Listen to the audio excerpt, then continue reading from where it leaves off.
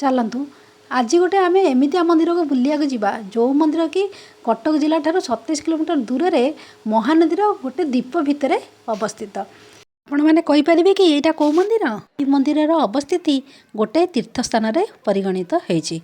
चलतु एवं भितर को जावा देखु यही मंदिर चारिपटे विभिन्न प्रकार मंदिर अच्छी।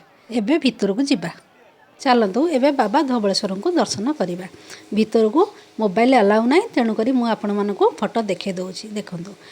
यही मंदिर ना धवलेश्वर कहीं आपण मैंने जानते कि आरी उपरे गोटे स्टोरी अच्छी। दिने गोटे चोर जनक बाछुरी आणिकी पलि आसला। सी हूँ कला बाछुरी थिला। तापरे ताकू धरियापाई गाँ लोक मैंने बाड़ी धरिकी आसिले ताकू गोड़ेइले। सी कौन कला ना डंगारे पारी है यही टापू भितर को आसला।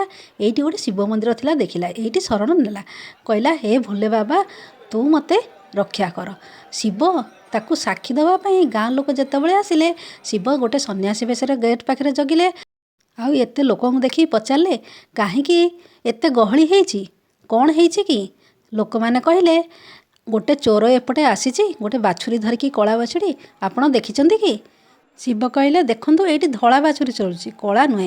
शिव को कृपारू चोरटी बचीगला। कला बाछुरी की धला कर धवलेश्वर नाम यही शिव पूजित हेले। आपन को वीडियोटी भल लगे मते आपण मैंने सपोर्ट निहाती करेंगे।